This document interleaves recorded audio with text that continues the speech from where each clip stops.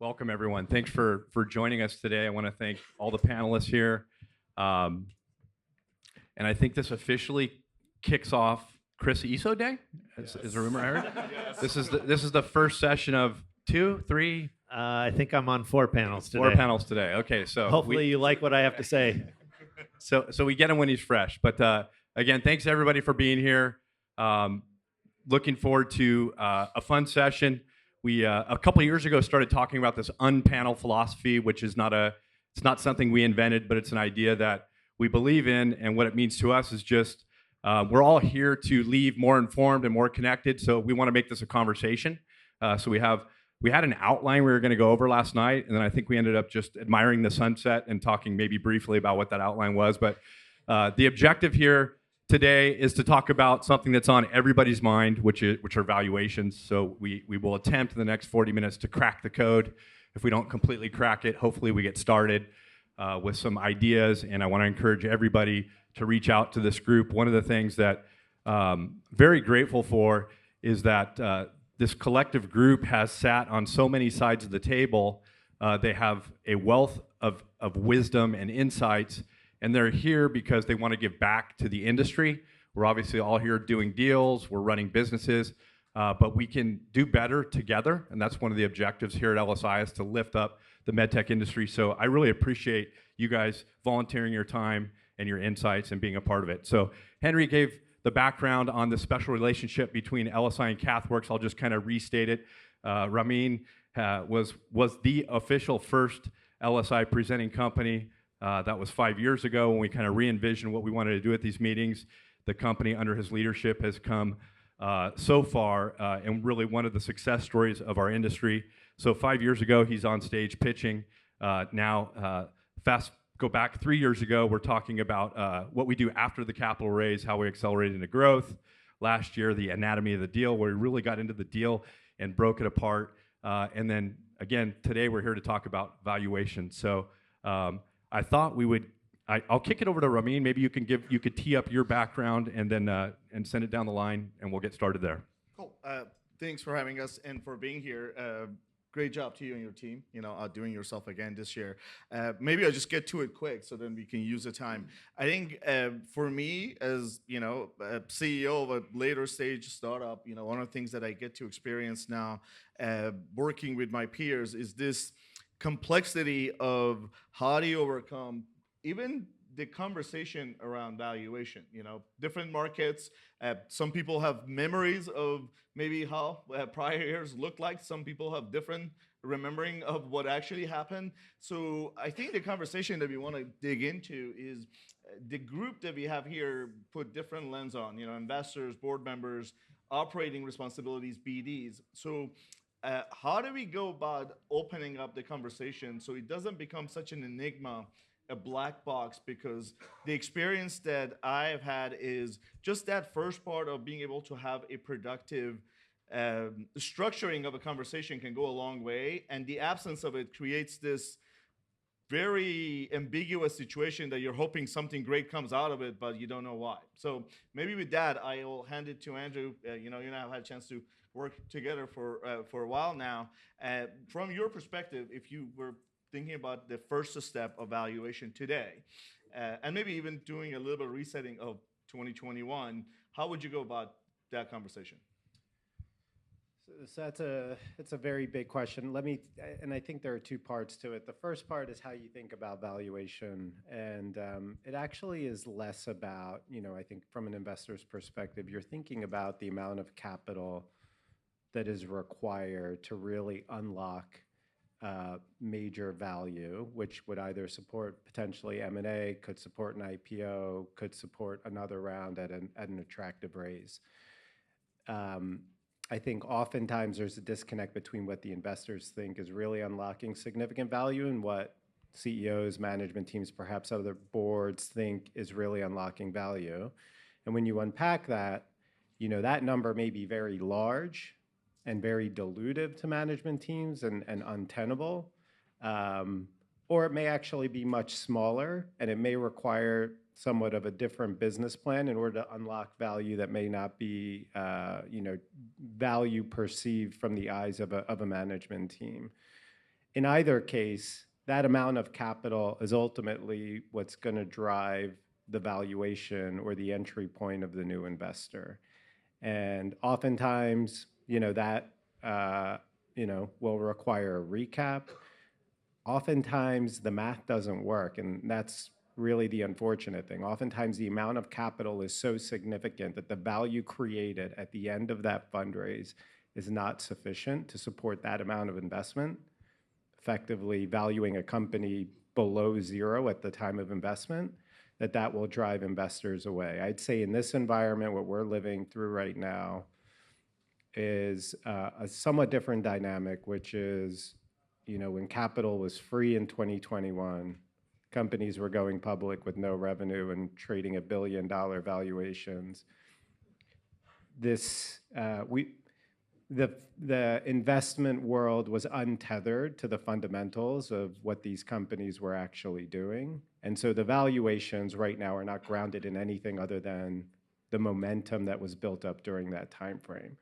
And so rather than, I think the sort of best advice I can give, relating to my earlier comments about thinking about the value unlock, is completely forget about that time period, because there is no relative value to that value. It shouldn't be viewed as, well, look at all the things we did since that moment in time.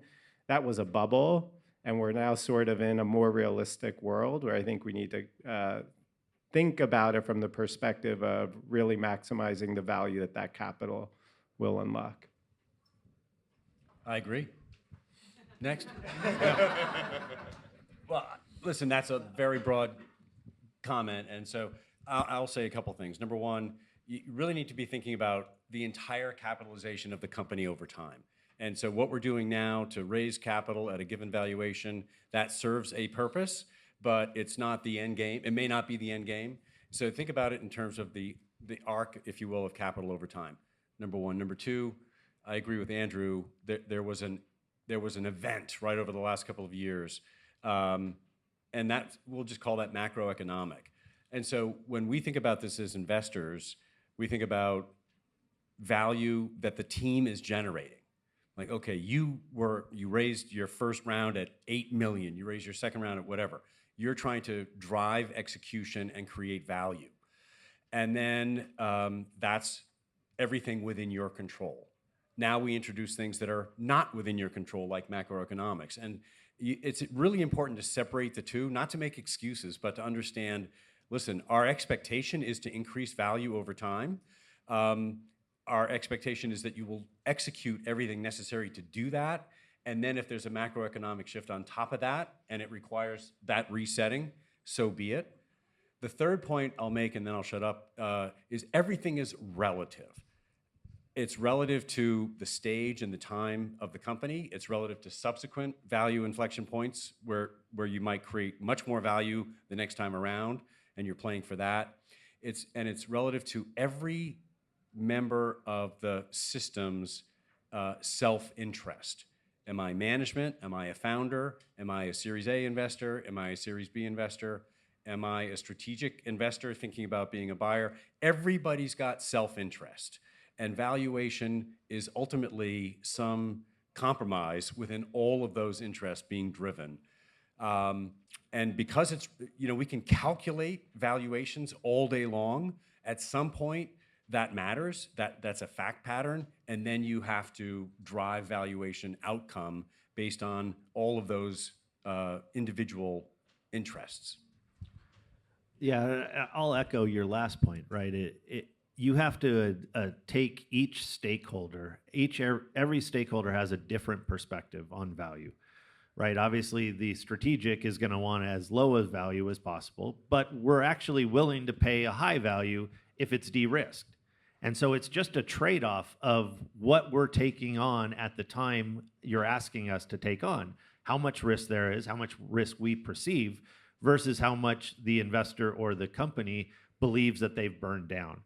And the only way to do that, right, is being very transparent, is having conversations with different stakeholders, the investor group, the board, the management team, the strategic, and having clear understanding of what is their key focus in what they're trying to deliver and achieve, and use valuation as a flex to be able to meet and satisfy what everybody is trying to achieve. And that's ultimately to bring new technologies to market and have an impact on patients' lives.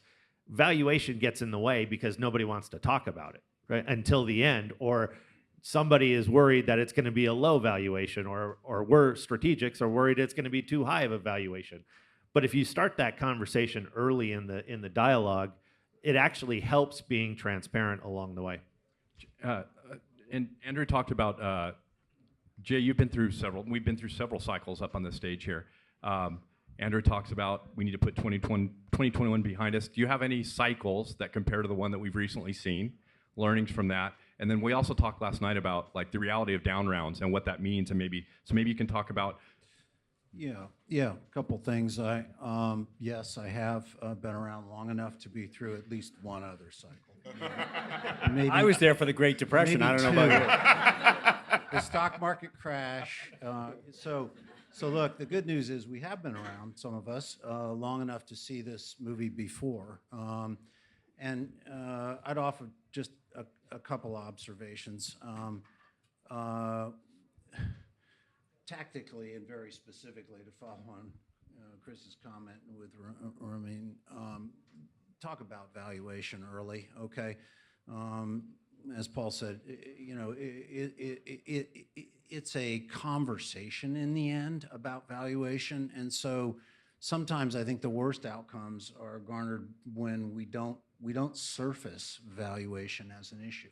That said, this time that we're in, I think breaks into two pieces. One is Chris's job is really hard, okay, because he's a strategic, okay? And let that word sink in for a moment. It means this. It means his outcomes are binary. He either gets that property or he loses it, okay? And the history of our industry is made up of the people who got it and the people who didn't get it. And I can say that because I was at Guidant when we too turned down PVT, in addition to the other three large caps you mentioned. And so as a herd of strategics, 4 out of 5 of us were wrong. Not wrong by the 10% valuation calculation, but we were like big time wrong. Okay, we misjudged the strategic importance of something that turned out to be very meaningful. That binary situation doesn't exist in the realm of venture investing. Venture investing is a totally different realm. I was in an event not too long ago with a bunch of investment bankers, and they said, well, you should have a more realistic conversation in the boardroom about valuation. And I was thinking, well, okay, so we're doing plus or minus around numbers like 100. You want it to go to 30? Do you want to go to -0? I mean, where do you want it to go? And the real problem I think we have transactionally in the venture world is we're not playing the game of the price elasticity of capital with respect to valuation. That is not the game that these periods of time, like 2008 and 2009, have. Picture this differently. Picture it more like musical chairs. There's a certain amount of capital out there, and then there's a certain amount of places for it to go, okay? And unfortunately, there are more chairs, or there are fewer chairs than there are players, okay? And at the end of the day, it's that mismatch that is driving the fact that everybody's here. Now, my sincere hope is that 2 years from now, we have a runaway backdrop, lower interest rates, open IPO market, and we won't have a valuation session because it'll be where it belongs, in my opinion. It's the fundamentals of these companies that drive value, and that's where we're going to end up living for a while, I think. That's great. Okay, let's come back maybe to the beginning. And Ramin, you've been through multiple rounds, and let's talk a little bit about how there's a variety of ways to do evaluation. Is it art? Is it science? What did you learn through your experience? And if you're a CEO here at this event, demystify the process for us. Is it a complicated process? Does it have to be? I think it is a complex process. I think, in my opinion, it's an art that you need to back it by science. And I'll be very curious to get your guys' take. But at the end of the day, no matter, and there are 4 fundamental models of doing valuation. It's easy to understand which one it is. I'll be curious if you guys think that it's good for the person who's trying to raise money to know which model you're using, and do you always use the same model or not? But what I do know is what Jay, you were touching on, and I think for you and Paul and Andrew specifically, it would be very interesting to get your take on having that conversation early on. My experience is that requires a little bit of courage that could go a wrong way, because you have to be comfortable if you're the management team to either acknowledge that the value creation is not where you said it was going to be last round, because that's where the reality hits, or you actually believe and you're willing to basically take that risk. It's not an easy conversation, but I totally relate to do it early rather than, because the last thing that you want to do is that, and maybe you shine some light on this because we lived together on this one, to get to end of a long process and be disconnected on value. Now you actually wasted time that you can't recover from.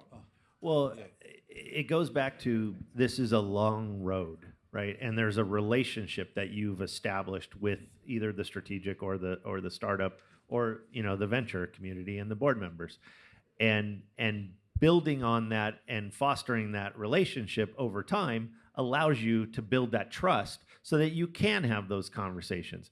I think back to last year when we sat up here and talked about the deal of anatomy, right?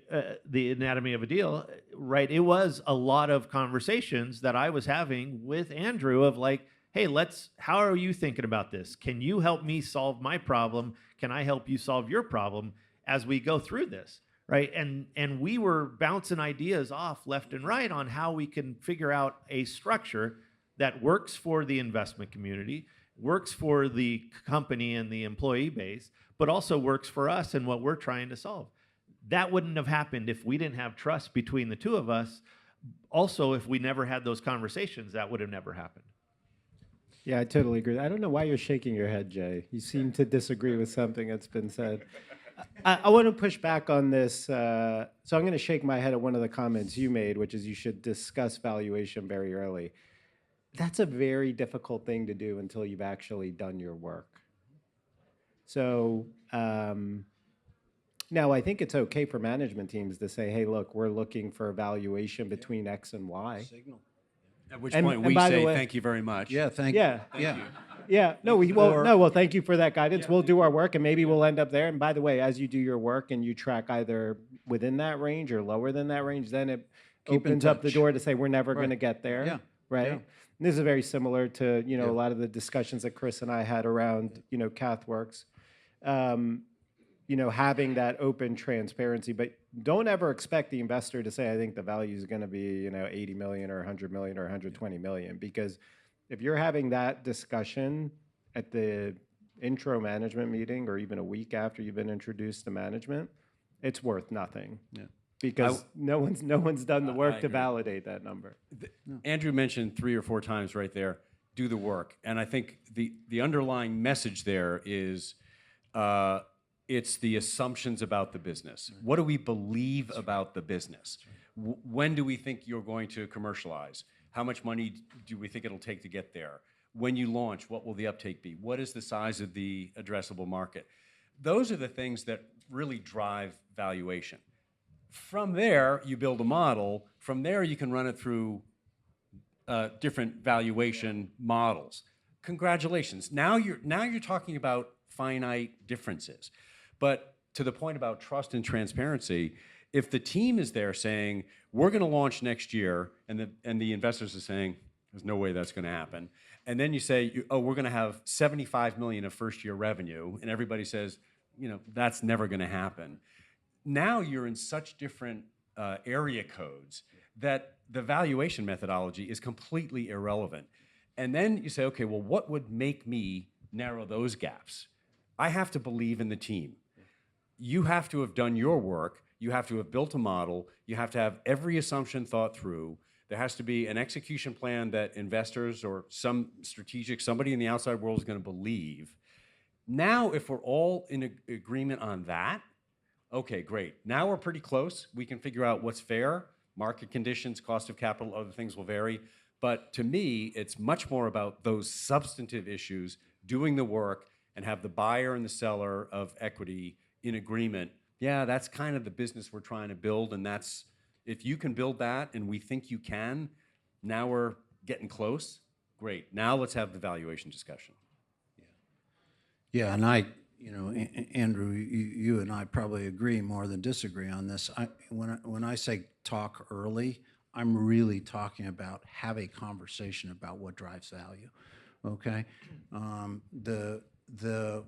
the ability to go into that conversation, and we see this as investors, we see this all the time, right? Because when someone presents, you can actually draw them into that conversation about how do you look at value. Which doesn't need to be, well, what was your last round, and oh, I'm sorry, it was in 2021. It doesn't need to be that. It can be, how do you look at value in terms of what your driving assumptions are and how you're going to create it. Price is a weird thing, okay? And just, taking it, abstracting it from the circumstance, whether it's the strategic or a venture round. The way I've always thought about price is that it's the point at which both parties are equally unhappy, but a deal gets done, okay? And think about that, all right? So if you really embrace that notion, what it means is there's a dialogue. You got to be in the dialogue. And so when I say lead with price, I don't mean sticker it, okay? I mean start the conversation around price, because you need to navigate that dialogue. Because in the end, if I want to buy low and you're selling high, I'm going to be unhappy here and you're going to be unhappy here, okay? That's the nature of the beast. So what you're trying to get to is that crossing value at which both parties are going to be unhappy, but a deal actually got done, and that's a dialogue. And it's okay if a deal doesn't get done. If it doesn't right? get done, it doesn't get done because you couldn't reach that. And okay? Jay and I have been on, over many years, had a lot of conversations about Shockwave before it went public, right? We couldn't see eye to eye from a valuation perspective. Couldn't get there. Right? And I was wrong. I'm so happy you couldn't get there. And he's happy about it. So I'm upset that I didn't get there. Right? There's high and there's low, and then there's the price at which a deal actually gets done. Okay, so again, there doesn't need to be a lot of angst and mystery around this notion of value. These are crossing values. It's the currency around which we transact and we move things forward. Okay, so as an entrepreneur, and I was one, believe it or not, that was a long time ago. But look, I understand. 3 cycles ago? At least 3 cycles ago. But I understand that kind of deer in the headlights thing when it comes to valuation. But honestly, I would tell you, both from a corporate standpoint and a venture guy, hey, let's at least start talking about how you're thinking about it, what you're anchoring it to, and what's driving it. Because honestly, a deal won't get done unless we can kind of find that place at which we're equally unhappy.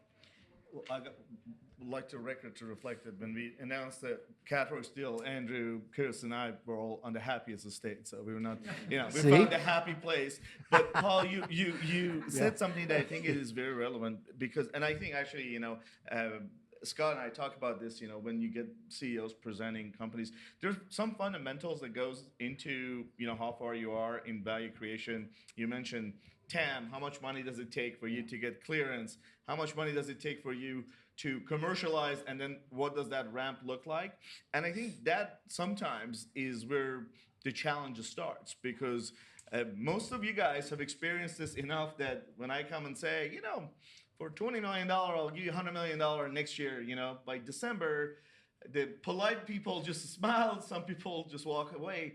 How do we overcome that challenge? Because I think that's part of the valuation problem, at least from my perspective, is knowing that what you are pitching is not passing the litmus test because the other party has experienced this enough that, yes, there are some PBT outliers, but most of the time that's not the case. Most of the time it doesn't pan out. How, from a, I guess maybe from a board member perspective, what's the best way for the management team in advance of getting to a place that is, you're disconnected, pitching this to the outside investors, you overcome that challenge? Well, at least two things. One is the quality of the team, and then the second would be the details of the assumptions. If you have a team that's sitting there that's, with all due respect, let's say early stage, technology oriented, saying we're going to take this to market and here's the revenue build, you look at that and say, it's possible, but this group has never done that. So why would I believe? On the other hand, if that management team has hired a chief commercial officer and 3 other people that have done 5 launches like this in a similar market and have super high credibility, and that group has then taken the launch assumptions and built them out to refined detail and has integrated assumptions from prior launches and has a lot of experience in building teams, you say, you know what? Now we have to make a judgment. The market supports it. The team is really good. It's an execution risk. Am I willing to take the execution risk? All right, well, at least we've isolated the risk and we know what we're betting on. So I think it can be overcome, and great teams can do that. But if you start with a team that's kind of hope and wish and prayer, and has a valuation expectation based on a launch plan that is long odds, no one's going to get there. I want to use your framework for a second. So high quality team, great technology.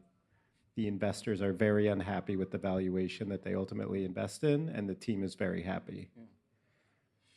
Not well-suited management team, great technology or mediocre technology, investors are thrilled with the valuation, and the company and management teams aren't. And that is such an important variable in terms of what drives valuation. Not because you believe you can invest in a low valuation in a management team that doesn't have credibility, but because there is no credibility, it's going to require more work. There are going to be wider error bars put on what that business plan looked like and what capital consumption looks like over a period of time, which is supposed to obviously impact value creation. And so that is such a critical variable. And that foundation gets built the first time you meet a management team. And it's very hard to shake once you've lost that credibility. So anyway. Yeah, just a comment to Ramin, your question about, well, what if we say 100 million next year, and we, and you can sort of think about this as quick. How many of the models we've both built and read and invested in were right? Not many, honestly. I'm not sure I can think of one offhand. Okay, our models are models. They're not what's going to happen. They're a mechanism by which we can talk about the assumptions. That's all they are. Okay, they're going to be wrong. Okay, so what matters? I believe what matters is really the question: is this worth it? Okay, because the model's going to be wrong, and actually we're maybe not going to get to 100 million. We're going to get to 20. Okay, but if we're firm and clear about why we're on that path and why we've undertaken the journey and the risks of all of those elements that have to go into success, if we know that that goal makes sense and is by itself worth it, then you can have a lot of variation in the model, okay? So I was just going to ask on that framework, where does the market come into that assessment for the investors? Because obviously, strategic spends a lot of time thinking about the market and the market opportunity and the size, and then we look at the targets and the company and the technology and the management. Do you guys look at it from that lens as well? Yeah, and honestly, I think from an investor standpoint, the activity we're seeing in the market is there's really two groups of companies, the haves and the have-nots. And the haves are the ones that really have everything buttoned up, have a history of executing, and really have built up a tremendous amount of credibility where there's a high degree of conviction that those teams will continue to execute in the future. They have no problem raising capital, even in a very difficult market. And then the have-nots, some of those boxes aren't checked, and it is really, really, really difficult. And I think maybe this is a little bit different than your seat, Chris, which is like the technology is a part of it, but honestly, if you don't have that credibility, it doesn't matter how amazing the technology is, because ultimately we're trying to invest in something that could create optionality, and that could be optionality as a standalone business, or that could be as something being acquired. And if you don't build that on day one, you're cutting off optionality, which restricts or caps your upside. Yeah, it's got to run. It's got to run. Chris, last night, I don't want to skirt the issue on the down rounds. If we're looking at a down round, is it the end of the world? And then have we bottomed out? So I'm curious of everybody's perspective on this. Yeah, I mean, part of the conversation last night, right, is in this type of environment, a down round isn't a dead round, right? It's a round. And sometimes you have to do that. Sometimes you have to recap in order to get back onto that trajectory of value creation. So look at it in terms of all the things that we've talked about on your evolution and your journey of generating and creating value for your shareholders, for your investors, and for a potential strategic to take on. And if it's the right thing to do in order to get to that next inflection point, then you should contemplate it. And I don't know, I would love to hear others. Well, I agree with that. Have we bottomed out? There are two answers to that. One, on an economic and cost of capital basis, maybe. But a lot of companies raised bridge capital or lowered burn and kicked that can down the road. And so you're not out of the cycle until the last company has completed its financing. And so there's still a lot of those, difficult medicines to take that are out there that some of those may not flush through the system until 2025. How long can your last round of capital last you? And maybe by then terms will be better. And that's what a lot of investors try to extend to the point where they thought the environment would improve. But we may have troughed overall, but whatever company you're in, you're still faced with that dilemma. Do I take the money now? Do I accept that lower valuation now and just build for the future? Or do I push and delay and try to wait until there's some miraculous improvement and lifting of all boats such that I'll avoid a down round? Like that still may be a year or two out before that's flushed through the system.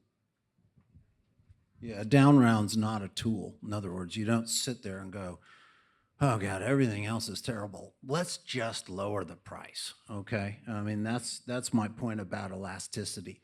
The capital, if it's not there at 100 million, it's also not there at 50 in all likelihood, okay? Because the capital just isn't there for what you're doing, okay? So I would focus not on trying to find that point, that sort of crossing value with a down round, but focus, as I think we've been sort of consistently focused on the fundamental values of that property that we're talking about here, this thing that has to have a price set. I'd focus there. Don't use the notion of down round as a tool. Now, true confessions, as a venture capitalist, we have marked some of our companies down that we think the world of, and we've marked them down by 10% or 15% because other investors in this environment expect the optics of a down round. And so we're sort of doing this to ourselves in a sense. But in this environment, why should I pay? And so we've done it almost for optics, if you will, even on our best properties. So, and then there's the rare ones where we haven't had to do it at all. Outlook. We're down to about 4 minutes here. What's the outlook for the next 1 to 2 years? We'll start with Ramin. I don't know. Last year we heard that it will be better in Q1. I guess there's still 10 days left. Maybe it will happen. Based on everything that we see, I mean, I haven't seen any public market movement. It's like 30 months since we've had a big medtech. And frankly, when I look at the list of the companies that are ready for that, there's actually a healthy list that is there.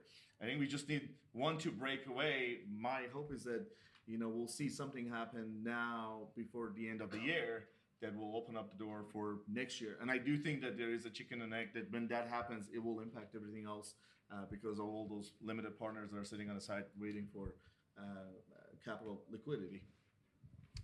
Yeah, I think from my seat, it may not feel like it, but I think the environment has improved significantly since last year. No one was looking to do no one being new investors were looking to do new investments last year. And people are now starting to really look and dig in. And I think that's only going to improve when the public markets open up for medtech, which hasn't really happened yet. I know we had one, but that wasn't exactly kind of the growth story that medtech is historically been. But the banks feel like that window is going to open, and I think with kind of better market sentiment, IPO window potentially open, hopefully the first couple out of the gate are very successful. That's going to be a tremendous tailwind to what I think is already an improving environment. I think it is improving. I think there are three elements. The first is capital flow, venture funding. We did a Series A investment in January. We're open for business. Obviously, we're investing in companies today that will exit 3 or 4 or 5 years from now. So there's a little counter cyclicality there. I think the second is, frankly, when we underwrite deals, we don't think so much about IPO. It happens on occasion. We've never seen that really as a driving force in medtech. It's a valuation tailwind for sure, but it's not the principal reason we build companies. We build for M&A. And we saw the Axonics announcement. Of course, that's a late-stage deal. But I do think strategic performance is really strong. There's a lot of big companies growing 8, 9, 10%. Valuations are healthier. They want to continue to drive that with multiple enhancement. And they've got a lot of cash because underlying medtech cash flow has been very strong. So I think early stage or venture is going to recover kind of first, is happening now. I think what I'm looking for is really medtech M&A second, and then IPO third. I do think IPO will improve. I'm not holding my breath for it. I think it'll take a while. And even then it's fragile, right? You get one, you get two. Is it a class? Will those perform well? Is the water really safe to open the window fully? I think that's gonna be a longer time. So I guess being the only strategic here, I got to have the different view.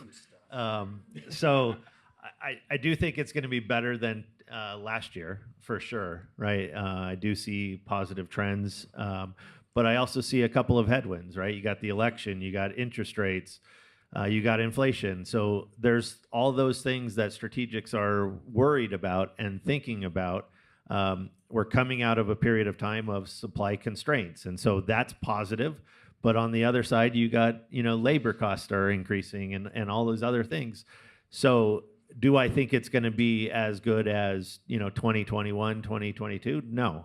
Do I think it's going to be better than 23? Absolutely. I think it will be positive and it'll be a positive trend. I do think the IPO window opening up, if it does in the second half here, will be a very positive tailwind. I'm just not sure it's going to happen, and that I'm waiting to see that play out.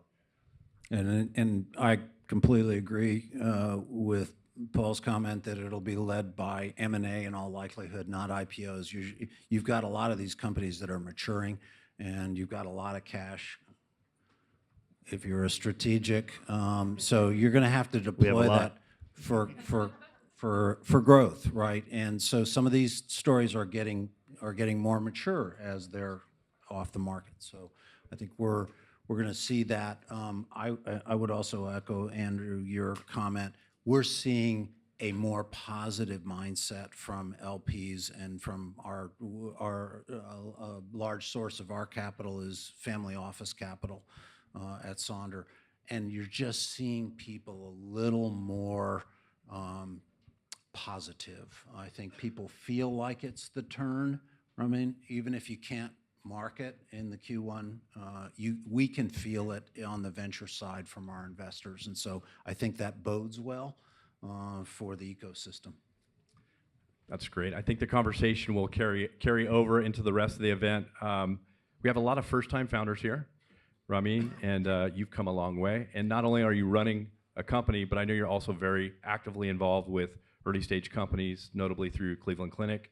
Any parting advice for those that are ambitious to be, in 5 years, the next CathWorks sitting up here cracking codes on things? Any parting advice for our first time or any founders? First, Chris, congrats on the big job. Before we get off there, thank you for being with us on the first Chris Iso Day. First Chris Iso Day. Here's what I would say is that there's no 8-ball that you can predict. There's a lot of things that you don't know. Perseverance is what it's going to take, and being willing to listen to the things that didn't work for others. We all have a habit of thinking that we will do it differently. If we did it and it's true, not true, we actually make the same mistake. So my only suggestion is that just, being open to get the feedback and, continuing to improve the work. I do put a big egg in the basket of what everybody said about the team that you put around it, because if there's one thing that I think we did right at CathWorks is we had the right team. And without them, we would have not been able to do what we did. All right. Well, thank you, panelists. Another great session. I'm sure, again, it's going to carry over. Thanks, everybody, for joining us. Have a great day. Thanks,